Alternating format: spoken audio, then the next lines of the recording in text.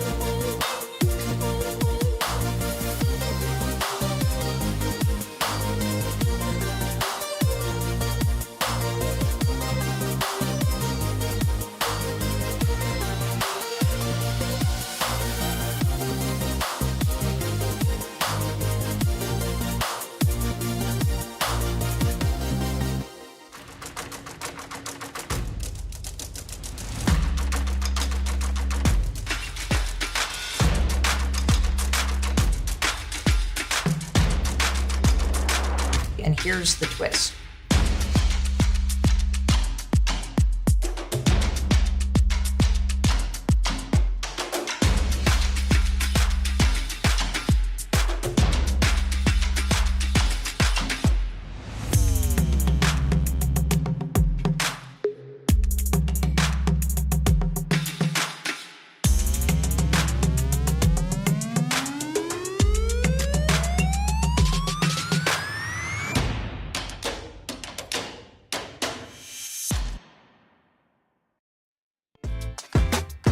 Hi, y'all. Hello. Hi. Good evening. Thanks for joining us. I'm Nicole Cobbler. I'm the co-author of Axios Austin's newsletter. Thank you. Really excited that all of you are joining us. This is our, final moment of South by Southwest at Axios House. We've had such a fun time. There's been conversations with Serena Williams was here on Friday. Congressman Greg Casar was here. I spoke to Jenny's Ice Cream's founder, Jenny Britton, earlier. That was great. I would love it if you'd subscribe to our newsletter. We're at axios.com/Austin. And of course, you can follow this live stream, everything happening at Axios Live on YouTube, axios.com/events. Tonight, this is sort of a chance for all of you to mingle, grab a cocktail, meet someone new. And now I'm looking forward to talking to someone who is starred in Shazam, Chuck, The Marvelous Mrs. Maisel, one of my favorite shows, and who's been a fierce advocate for mental health. Please joining me in welcoming actor, director, and producer Zach Levi to the stage. Welcome, Zach. Hello, everybody. Hi. Hello. How we doing, Austin? Are we doing all right? I'm exhausted. It's been like 3 days and I'm exhausted. What have you been doing today?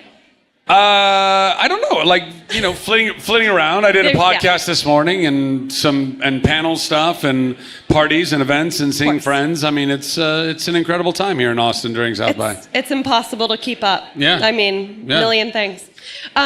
So there's Zach, a party going on in the back, yeah, clearly. They have no idea what's happening. They're like, podcast, who cares? Where's the tequila? All right, Zach. Yes. So Hollywood's going through this massive disruption. We're talking, streaming shifts, strike fallout, now AI entering filmmaking. From where you sit, does this feel like an evolution or a full reset for the industry? I mean, I think it's both. Yeah. I'm a firm believer philosophically that we cannot stop progress. We can only hope to guide progress. Hello. Hi. My friends from Regenesis are in the audience. I love it. Good to see you guys. We can't stop progress. We can only hope to guide progress. And that's a big responsibility, right? Like every single time we have a technological breakthrough, it is on us. The onus is on us as the people to decide, well, what are we going to do with that? And I think we're in a very precarious moment right now because there's a lot of people, particularly those who are leading the AI companies, that see a lot of money in being able to implement it across every aspect of our lives. It's already being implemented. We know the algorithms are AI, right? All of that. But when it comes to replacing the workforce, when it comes to replacing the human workforce, I think that every industry needs to wake up. They need to take a really hard, long look at what we are stepping into.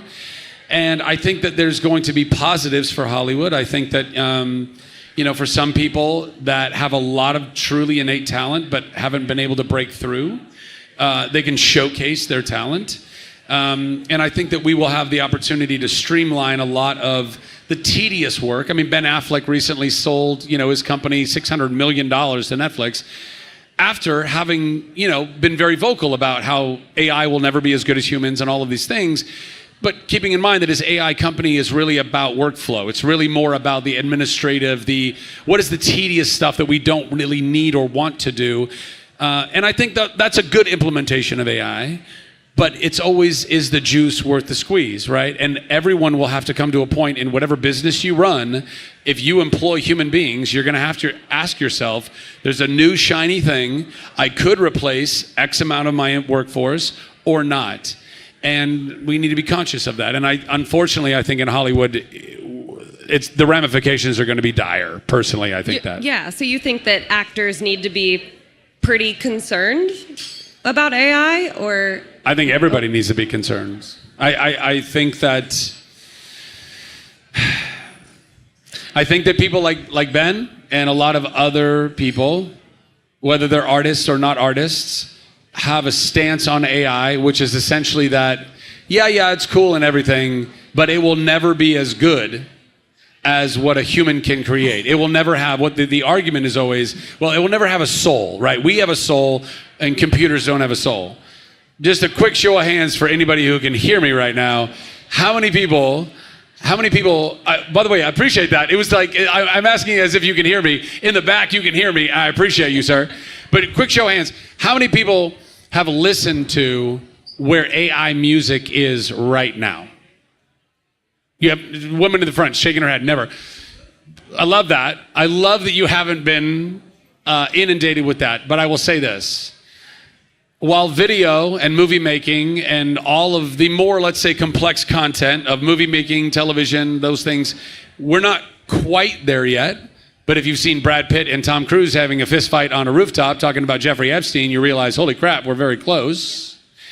But music, which is something that resonates with us on a soul level, on a very deep emotional, spiritual level, oftentimes, right? Particularly genres like soul. There's an artist on Spotify right now, Sienna something. I can't remember her name. It's a full AI artist, and it's soul music. Not just rock, not just pop, it's soul music. And it sounds like it's made by a real human being that's singing you soul music. So anybody out there who's thinking it'll never come for our essence, it understands, it will, and it will continue to know our essence better and better. So I don't subscribe to that argument. And I think everybody needs to understand and wake up to the fact that it will be indiscernible. Very quickly, you will not know the difference between what is not AI and what is AI, and we need some kind of legislation to put some kind of watermark on things to say this is AI or this is not AI, because that's the only thing that we'll understand. Well, I feel like I kind of know where you're going with this, but what about the argument that the chemistry between actors can't be replicated? Sounds like you think that even that is something that can be. I think that we as humans are all kind of very interesting organic LLMs in our own right.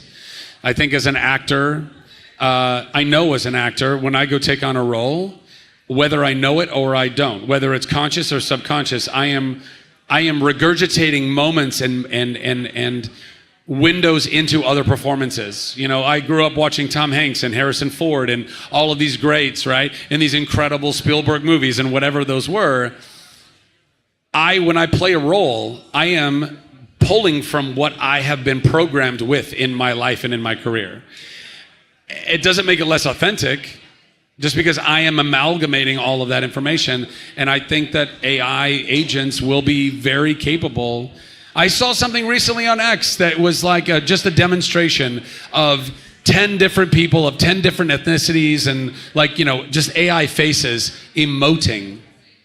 And it was uncanny how real and emotional it was. And so I think the decision is going to come down to us. It's not the quality. The quality is going to be incredible. The decision is, am I choosing to support what is truly human or not? And that's not even just in the arts. That's in all of the industries. Yeah. I mean, do you think audiences will care? When they're seeing these algorithms, AI do this, create this chemistry, create this scenes and movies. Do they care? I think deep down in all of us, we all care. I think deep down in all of us, we all have a soul and we all have a humanity, and we don't want to feel duped. We don't want to feel fooled. We don't want to feel like we watched or liked this thing and it didn't come from humans creating this thing.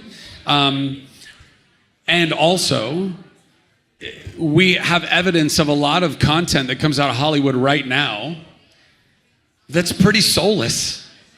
That's just popcorn fodder. That's just big action, whatever it is. And I'm not going to name any franchises or genres or whatever. I'm trying to be kind about all of it, but you can imagine there are certain franchises there are movies that you watch that are almost 50% they're CGI right now. 50% they're not even real human stuff. And you're like, yeah, oh my God, they drove to the moon. Maybe you can put the pieces together. It's that kind of stuff that people already love so much. But here's the thing that I think is really going to get people. You can be altruistic all day long. You can be like, I'll always know if it's real or fake. I don't believe that people will soon. I don't believe people will know that. But even, let's say we have legislation that says you have to mark things as fake or not, AI or not. People will still look at that and go, the human-made version is $20, but the AI version is $2. And if we don't think that we are all drawn around by our pocketbook on some level, guys, we are. We look at these things. We have to make value judgments. There's a family of 7 parents and 5 kids, and they got to go to the movie theater, or they pay for all the things, and they go to or little Timmy can go to any number of AI entertainment sites that will be available very soon. And little Timmy can make the Friday night family movie. They can customize it, and they can also scan their own face and voice, and they get to be the star of the movie. All of these shiny, fun little toys, and it's a fraction of the price. It doesn't matter how altruistic someone is. It doesn't matter how much they're like, I'm standing on human made. They go, yeah, but just for this once, we're going to have a little fun, and we're going to go. And then they're going to, and then that first taste is really fun. And so they'll want to do more and more of it. I think that's where we're going. You talked about legislation. Is that something that you're thinking about, talking to lawmakers in Texas? I know you've been in Austin or in D.C. Is that something you're lobbying for? I've spoken to legislators in both the state of Texas and in Washington, D.C., and I've said that if nothing else, we need to have this. The public deserves to know. We all deserve to know, whether it's a movie or a television show or music or a video game or the news, we all deserve to know what is being manipulated. And I think at the very least they can do that. I think they are working on those types of things. It's also going to require people making the fake stuff to adhere to those rules. That's going to be difficult. But I do think those things are in the works, yeah. Okay, let's talk about your company and mental health. You're building a company focused on addressing the root cause of mental health. What gap did you see in Hollywood and beyond, that made you want to build something new? Well, so I have a 501c3. It's called Nerd HQ, and that started as an event that I did at San Diego Comic-Con for many years, and it was a lot of fun, and we had fun dance parties, and we raised a lot of money for a nonprofit called Operation Smile that does a lot of cleft lip and palate surgeries around the world. We were barely a for-profit company, but we raised a lot of money for nonprofit, and it was all through these fun celebrity interactive things like celebrities taking a photo or doing a signature or doing a panel. And it was all very affordable, and all of it went toward Operation Smile. 8 years ago, I had a mental health crisis. I didn't want to live, and I didn't know why. And I was fortunate that I had family and funds to go pay for very good therapy. And one of the things that I took away from that, one, was that I never learned how to love myself.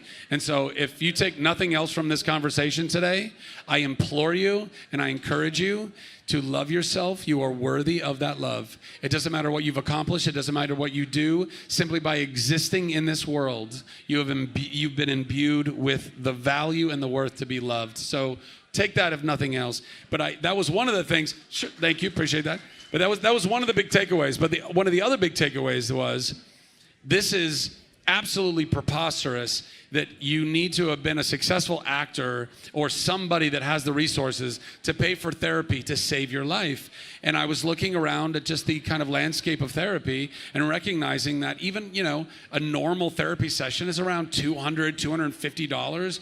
Most people can't afford that. They don't have the discretionary income to do that.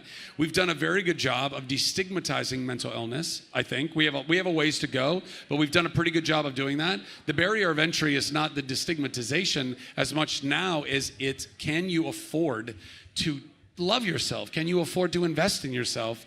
And so what I did was I took Nerd HQ and I flipped it entirely into a 501c3, all for mental health. And what we do is everything that we can do that's fun, interactive. We do a lot of online auctions and things like that. And all of it, every penny goes into a fund, and that fund is accessible to anyone who wants to access therapy. So we just try to pay for people's therapy who can't afford it. That's the bottom line for it. Yeah, that's amazing. I'm going to assume that some people in this room are, building technologies that will shape media. Is there any advice or words of wisdom that you can tell founders in this room, that you want them to understand about creativity before they try to automate it? Hold on to as many humans as you can in the process. Number one. I want to make it clear, I may have already, but let me just to clarify. I'm not anti-AI. I'm not anti-progress. I'm not anti-technology. I just think we need to be very intentional about how we implement these things. And I hear a lot from people about where we're at in the AI revolution, and the constant or pretty consistent argument is we've done this before. We had electricity, and the world became electrified, and there were jobs that were lost, but more jobs were created. And I understand that argument, but AI is not electricity. AI is the job doer. And it's going to start in white collar. All of the heads of all of the major AI companies are all saying there's no white collar jobs in 5 years, maybe less than that. I was at the Tesla event yesterday. I saw the Robotaxi and the Optimus, things that I think are really cool.